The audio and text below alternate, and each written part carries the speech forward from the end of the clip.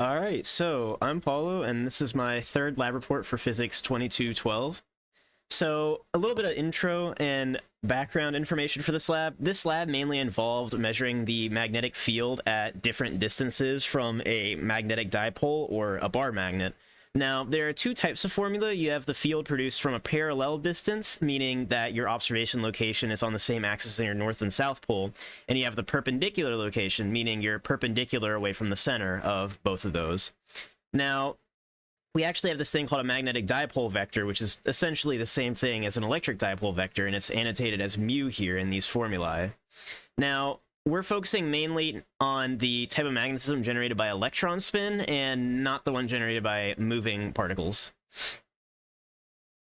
Now, the goal of this lab was to actually calculate the magnetic dipole vector and to actually use that in the computational model and compare that to our experimentally determined values. So my experimental setup involved getting a phone on my app to actually read the magnetic field, lining up my phone with Earth's magnetic field. As you can see here, if you line up your phone facing north, then it will be parallel with this component versus magnetic field, and it will read 0. I also need to find the magnetic sensor of my phone by moving the magnet around my phone and seeing where it peaks, so I kind of like did an X and Y to figure out where the two peaked, and that was it. And that was my initial conditions and systems. My system was my magnet, my phone, and my initial condition was my phone facing north with a 0 X component of the magnetic field. Now, I recorded several on-axis distances and a few angled distances at 45 degrees. Now, a few observations. When the magnetometer was far away from the magnet, it measured a near 0 magnetic field in the X direction, and as I moved the magnet closer, it both increased and decreased depending on the orientation of the magnet. And if you think about it, one way will have it pushing one way, and if you flip it, then you'll have the south pole closer to the phone, and it will push it into the magnet. So it both increased and decreased depending on how I had the orientation of the magnet. And I kept it the same way throughout the whole experiment, but just an observational note. Now, here's my data.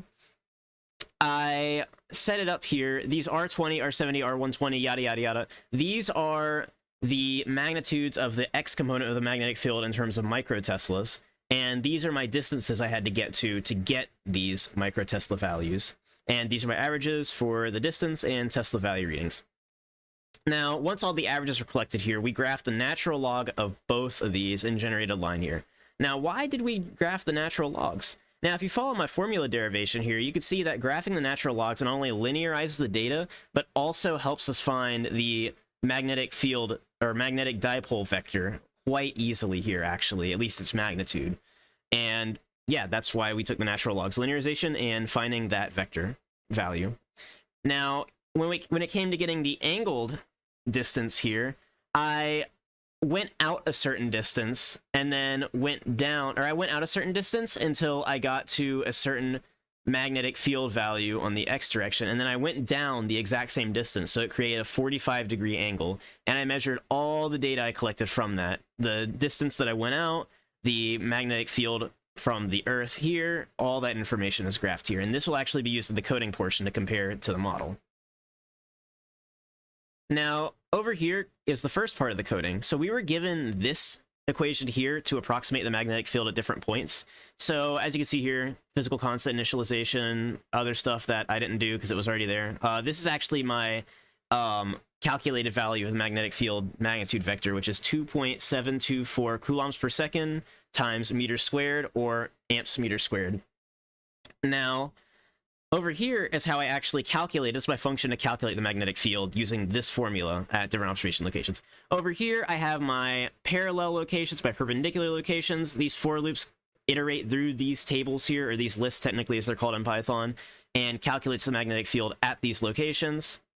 Over here, we do the same thing, but for the angled 45-degree measurement. And over here, we see all the arrows. The orange arrows are the on-axis magnetic field vectors. The blue arrows are the perpendicular ones. You can see it, they're flipped because that's how parallel and perpendicular work. They're off by a factor of -1/2. And then the purple arrow points in the direction of my angled magnetic field. And over here, leading on to the conclusions, you can see that this value down here is very similar to what I got in my data. Wrong slide, sorry. In my data right here. They're actually pretty similar, the X, Y, and Z components of the field. So the model seemed to hold up pretty well. Now, What if I hadn't oriented my magnet to compensate for magnetic north? Then I would have had to subtract away the x component every time, and that would have been very annoying to deal with experimentally.